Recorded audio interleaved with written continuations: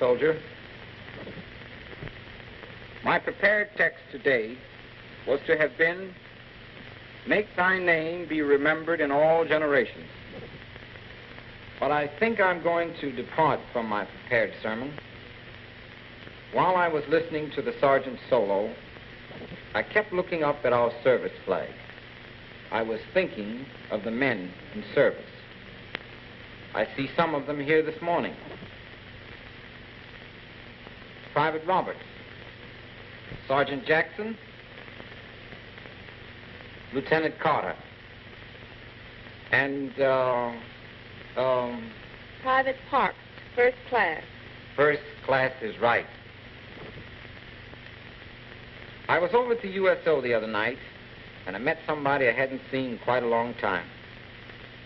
The last time I saw this man, well, one of my members treated me to a ticket to Yankee Stadium to see Joe Louis versus Max Smaley.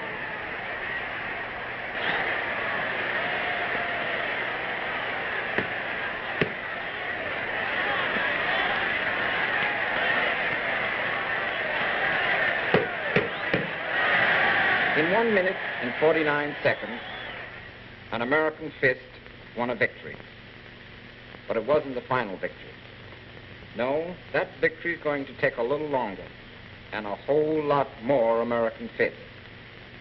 Now, those two men that were matched in the ring that night are matched again. This time in a far greater arena and for much greater stakes. Max Smaley, a paratrooper in the Nazi army. Men turned into machines, challenging the world. Joe Louis, training for the fight of his life. This time it's a fight not between man and man, but between nation and nation. It's a fight for the real championship of the world, to determine which way of life shall survive, their way or our way. And this time, we must see to it that there is no return engagement. For the stakes this time are the greatest men have ever fought for. And what are the stakes? The American stakes. The German stakes, the Bible of the Nazis, the gospel according to Hitler. I'm not going to read all of this, but there are one or two things in this book that will interest you. I quote, "What is denied to us, the German fist must take." If our forefathers had made their decisions by the same pacifist nonsense as the present day does, we would possess but a third of our existing territory. Further, he says, from time to time, the illustrated papers show how a Negro has become a lawyer, a teacher, perhaps even a minister. It never dawns on the degenerate middle-class America that this is truly a sin against all reason, that it is criminal madness to train a born half-ape until one believes one has made a lawyer of him. This book was written 20 years ago. The plan which it foreshadowed has become a reality. And the Nazis now instruct their disciples in terms such as these. We must strive by any means to conquer the world. Any methods are permissible. Lie, betray, kill. Kill and kill again. Kill the Slavs, the Russians, the Poles, the Czechs. Don't stop, whether you have an old man, a woman, a girl or boy, kill. If we want to create our great German empire, we must exterminate everybody who stands against us. The liberty of the whole earth depends on the outcome of this contest. Americans have always guarded liberty. The seed took root in Boston. In that city is the Granary Burial Ground, 1660. Within this ground are buried the victims of the Boston Massacre, March 5th, 1770. The first to die in the Boston Massacre was Crispus Attucks. long as freedom's cause the wise contend, dear to our country shall your fame extend, while to the world the lettered stone shall tell where Caldwell, Adams, Gray, and Maverick fell. At Concord Bridge, Sam Craft and John Ferret helped to fire the shot heard round the world. At Bunker Hill, on June 17, 1775, gun belonged to Peter Salem, a colored man who carried it at Lexington, Concord, and Bunker Hill, and with it shot Major Pitcairn. And on Christmas Day, 1776, when all but the bravest hearts had lost hope, Prince Whipple took his place alongside those who pushed on. In the winter of 78, at Valley Forge, George Washington wrote, "Our soldiers have been a week without food. They are naked and starving. We cannot enough admire their unshakable patience and loyalty." Here Samuel Haynes, Salem Poor, and thousands of others left their bleeding footprints in the snow. In this war, the people of the New World won their independence. They joined hands, and 13 colonies became the United States. Then the people of the new republic began to build. Together, they pioneered, and together they made territories into states. By 1812, a wilderness was becoming a great nation. Then came war. At Lake Erie, Tyler Thompson heard Admiral Perry's immortal words, "We have met the enemy, and they are ours." And in New Orleans, when General Jackson said, "By the eternal they shall not sleep on our soil," Thomas Wilson was there. America began to build ships. Then came 1861. The government of the people, by the people, for the people, shall not perish from this earth. With malice toward none, with charity for all. Then America began to rebuild.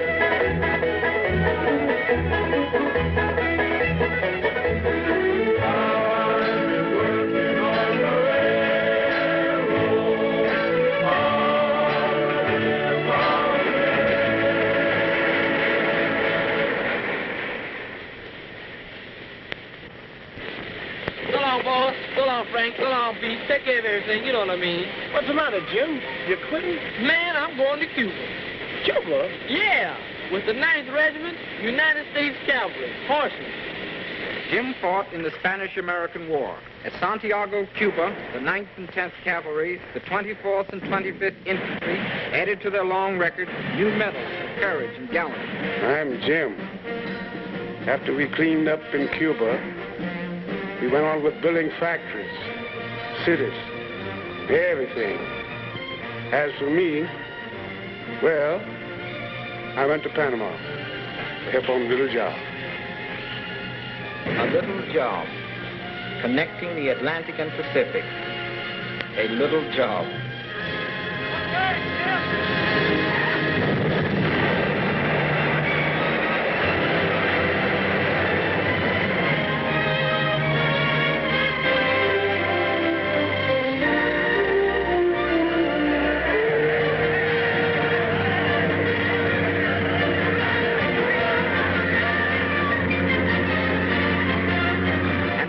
In France, Jim wasn't there, but his sons were. Serving with the 813th Pioneer Regiment near Marseille, the 332nd Labor Battalion, and the 808th Pioneer Regiment near Verdun. Fighting with the 8th Illinois on the Soissons front, 372nd on the plains of Montois, the 371st at Busey Farm, and the 369th in the Argonne. The 369th fought on the line of fire for 191 days. Not a man ever captured. not a foot of ground ever lost. The first American troops to receive the Croix de Guerre, the 369th. And for action above and beyond the call of duty, many received honored medals. When they cleaned up in France, the boys came marching home.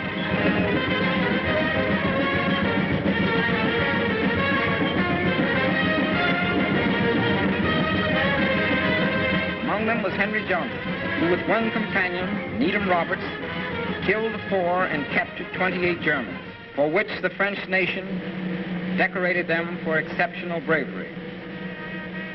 And there were those among the honored at Arlington: Samuel Washington, Walter Waters, William Fox, John Sims, Young, Charles Young, Colonel, United States Army. And to their memory, sermons in stone and bronze, tributes of a grateful nation, to commemorate the heroism and sacrifice of all colored soldiers who served in the various wars engaged in by the United States of America, that a lasting record shall be made of their unselfish devotion to duty. And in France at Bussy-Palm, the French people erected a memorial to the 371st Infantry. This stone and the ground on which it stands are dedicated to the Negro troops who fought and died here on April 21st, 1918. 23 years later, on June the 15th, 1941, an invading German army... Yes, the Nazis destroyed our monuments in France, but our monuments here stand and will always stand.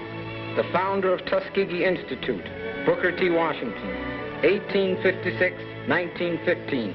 He lifted the veil of ignorance from his people and pointed the way to progress through education and industry. The late George Washington Carver, honored in the chemistry of agriculture, and the men and women building the monuments of tomorrow. Law, elected judge of New York City courts, serving his second 10-year term. Explorer, the only other American with Admiral Peary when our flag was planted on the North Pole. Medicine, leading New York City surgeon. Father of the blues, seer and publisher, contributing to the war bond drive. Education, principal of a New York City public school. Curator, Schomburg Collection of Literature, international prize-winning sculptor.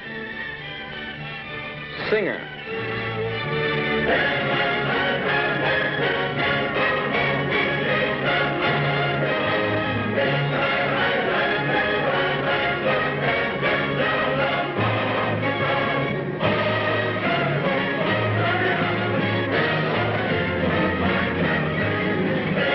Men and women in every walk of life, all trained and educated in schools like Our world will shine light, our sun will shine, Tuskegee will shine light, all down the line. For Fairview will shine light, Old Fish will shine, when the sun comes down and the moon comes up, our boys will shine, rock, rock, rock, rock, rock, rock, our boys will shine.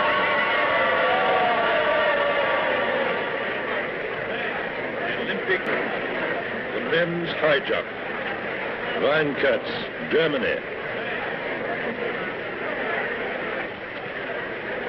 Now they all drop out. Tanaka, Japan.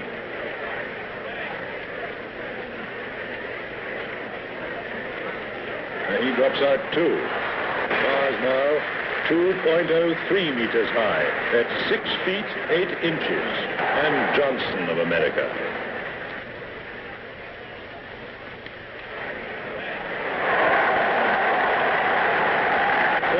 Johnson, America, a new Olympic record of 6 foot 8 inches. Second, Al Britain, America. Third, Ferber, America.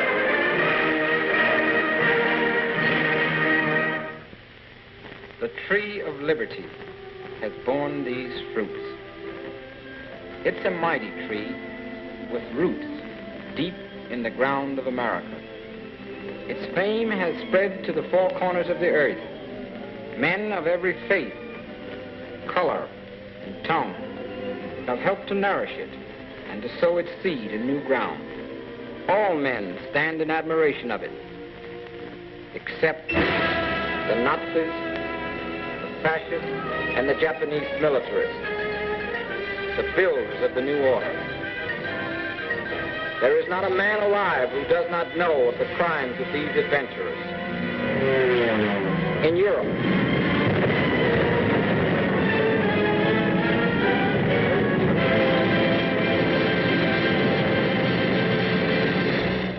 by order of the German Army High Command, thousands of innocent men, women, and children have been shot and hanged.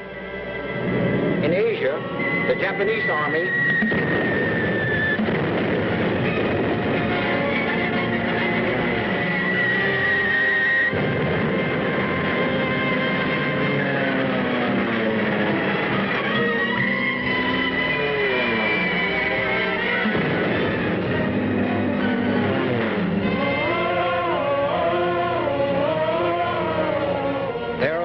who will tell you that Japan is the savior of the colored races. On December the 7th,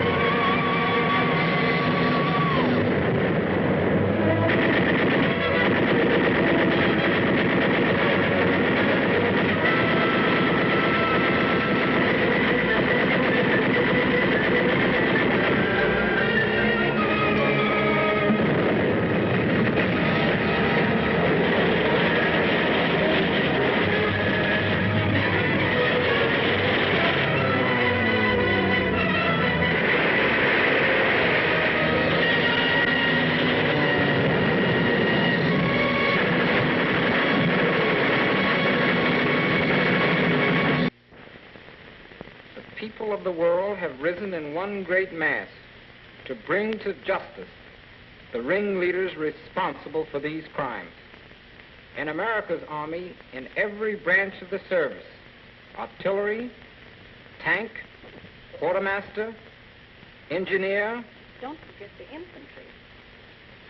Yes? My boy is in the infantry. He's up there, third from the left in the bottom row. I got a letter from him last night. He's an officer. Robert? Did he get to be an officer? Yes, he says so right here. Dear Mama, at last it's happened. I'm an officer. Lieutenant Robert A. Bronson, infantry. Don't it sound good? Of course, I haven't got my bars yet. But I'm on my way to officers' candidate school for 4 months. And if I pass the examination and graduate and get my commission, I'll be an officer. Now, I can do it, Mama. If I could go through those first 13 weeks the way I did, I can go through anything. That morning at the railroad depot, I didn't know which side was up. But misery sure loves company. When I said goodbye to you, I was laughing, but I wasn't tickled.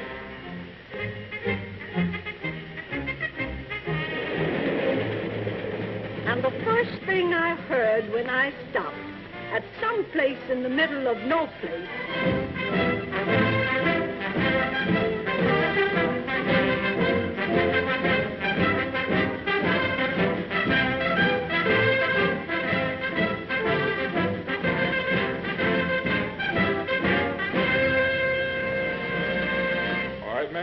on behalf of the United States Army, the reception center here at this camp, we're glad to welcome you here today and into the United States Army.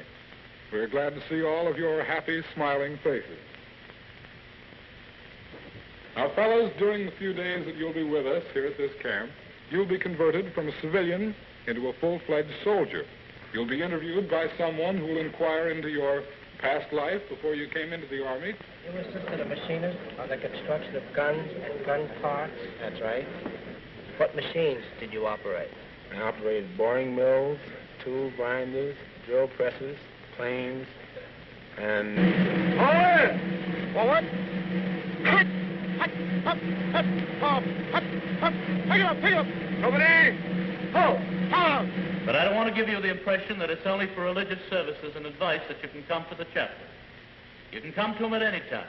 For example, if you get in trouble with your girlfriend, she doesn't write you anymore, or you want to know how to propose, why, just come see the chaplain and he'll give you some advice. Or if you get in trouble with your first sergeant, you want to know how to handle him, just come around and see the chaplain and he'll give you some advice. Or if you're financially embarrassed, why, that's simple too. Just come around and see the chaplain and he'll give you some advice. Now, Chaplain Sherman has just told you how to get along in this man's army. It's my painful duty to tell you what'll happen to you if you don't get along. Regarding the salute, man, it isn't a form of servility. It's merely a form of recognition used between members of the military service.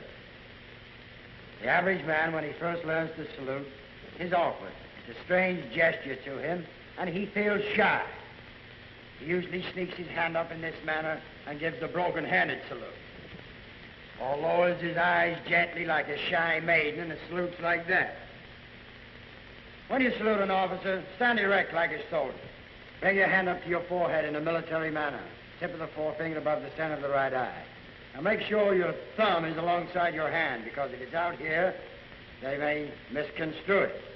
Then cut the hand sharply to the side. Don't let it drop down like a dead fish. Forward! Follow! Sit down. Put your feet in the machine. 1L on a 10.5 Davis. Put your foot in here. Stand up now. Pick up both weights. Put the weights back. Sit down. Step down. Put your shoes on and go in the next room. Thanks. Forward! Follow! All right, men. Strip down completely. Put every piece of civilian clothing that you have into that bag. Now, when you're completely stripped and have everything into that bag, put on a set of summer underwear, a pair of shorts, a pair of white woolen socks. All right, now you try on your green herringbone fatigue hat first. That's the green hat with a brim on it. Try it on. If it fits, place it into your barracks bag. Now, don't mind if it's a little loose. But I made it. All of us made it. They put us through so many twists and turns, we didn't know whether we were coming or going. But Uncle Sam did. We were going. He put us on the train that same afternoon for the replacement center. We kept passing troop trains going back and forth all over the country. We finally arrived at a place called Military Secret. But this much I can tell you, it was cold. And even before we had a chance to thaw out, they had us in the school of the soldier. The sergeant gave it to us straight. You sleep in that bed, you'll make it. You wear them clothes, you'll wash them. You walk on that floor, you'll clean it. There's no servants here. You understand that? And I bet right now, Mama, I can make a bed better than you can. But before I had a chance to get the bed warm, there I was. In the beginning, the new hands were all feet. Right? Hey. Forward. Forward. To the rib. Forward. Left flank. Forward. Right flank. Forward. Rib. Forward. Rib. Forward. Hut. Hop. Hip. Forward. Rib. Forward. Left flank. Forward. Right flank. Forward. Rib. Forward. Rib. Forward. Rib. Forward. Hut. Hop. Hip. Forward. Hut. Hop. Then came the cross-country marching. Take a 10-minute break. It was tough. Hiking, drilling, KP, bivouacs, tent pitching, general orders. The tougher the day, the shorter the night. But you get used to it. And if you can't take it, they got doctors. Some of the best in the country, specialists in every field. And in our dental clinic, we have a whack. But even so, this is one kind of drilling no soldier likes. But after all the making beds and peeling potatoes and drilling and marching, they give you a rifle and teach you to shoot it. In no time at all, I could hit the broadside of a barn. It was fun. It's not all wood. There's football, baseball, boxing, and oh yes, ping pong. If you want to read, there's a library. Can you imagine me listening to poetry? But it came in good. The very next day, I got a chance to use it. We were sent on a detail to a nearby camp. I saw some soldiering that was beautiful to behold.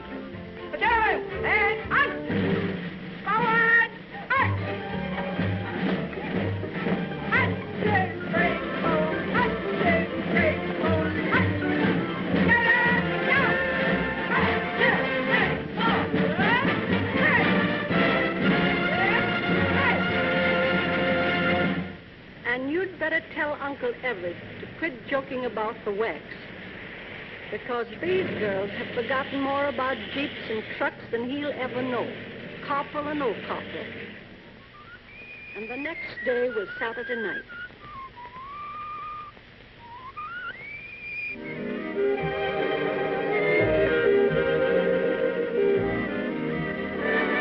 She was very nice, Mama. A real apple pie girl. Just the right size and everything. Just the kind you like. But in the Army, man proposes and GI disposes. And the next morning, I was out there like the rest of them, getting tough.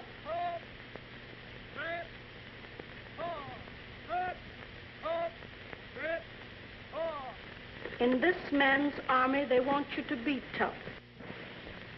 But tough. And I mean tough. And tough in the army means a good fighter who can stand up against a strong enemy and beat him to the draw.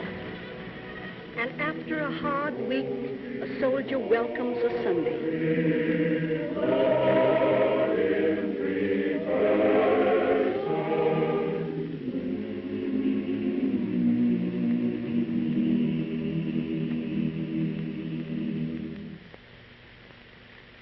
This morning, I have a GI report I think you'll all be interested in. This is an official statement from the War Department.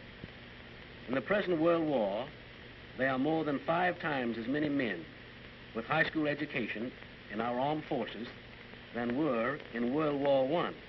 This has meant an increase in officer candidates. Official figures tell us in the present war, there are 3 times as many colored officers as in World War I. From a score of different schools, men have earned their commissions and taken their place alongside those who come from any one of the hundreds of ROTC schools and the greatest of all military institutions, West Point.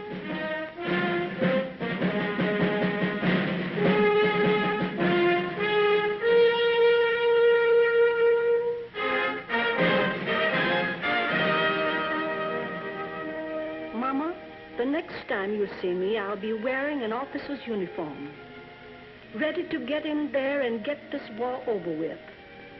That's a promise. Your loving son, Robert. Thank you, Mrs. Bronson. That's a promise millions of Americans have made. Thousands have put it into action.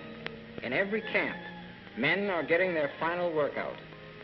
At Tuskegee, more pilots are earning their wings.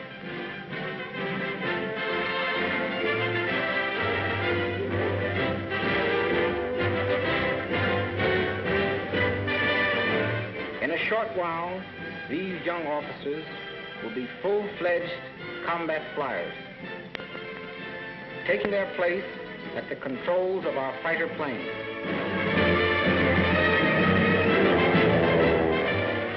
Today, high above their native land they fly. Tomorrow, what a surprise the Nazis will get when black, brown, yellow, and white men, all Americans, land on the airfields of Berlin and Tokyo. In the far north, seasoned soldiers are toughening themselves, for they know that in a fight against all that is evil, truth must be ready, ready to strike hard and often. No waiting for weather or temperature. Any weather can be good weather. Any temperature can be right. When men know the meaning of their job, and are determined to get it done, come what may.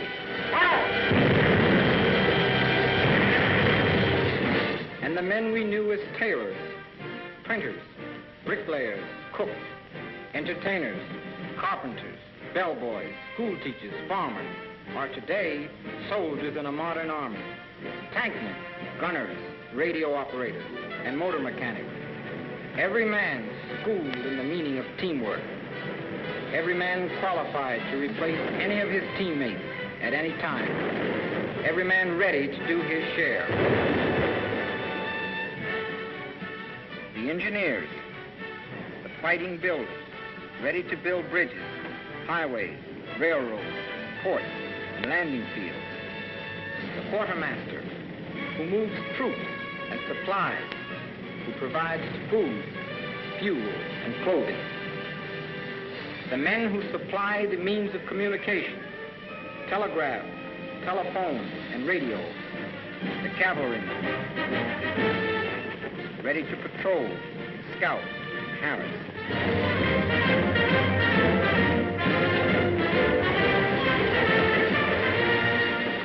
The tank destroyers, ready for swift and decisive action.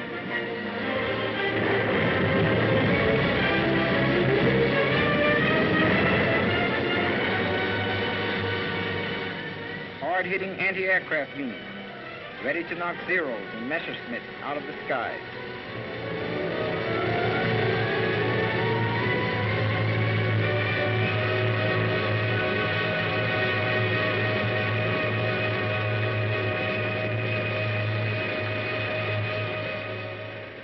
And the infantrymen, the backbone of the army.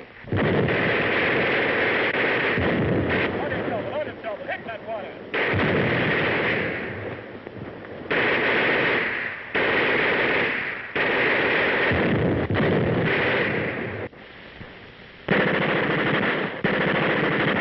This training has met the acid test of war. Across the Pacific, across the Atlantic, the shadow of defeat hangs over the Axis partners as the Allies liberate town after town. But the job isn't finished. This is only the beginning. To win the final victory over Germany and Japan, our blows must be dealt harder and faster, and with all our strength. There can be no let-up in the flow of supplies. More and more food, equipment, and ammunition must reach our troops in the battle area.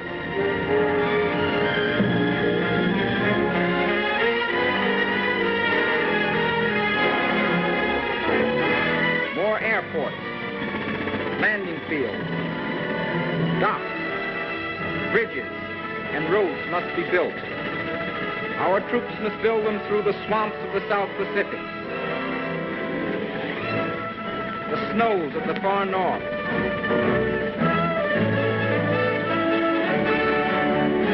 over the mountains of India, and across the rivers of Europe. Build them in record time and under enemy fire. Build them right into the heart of Berlin and Tokyo.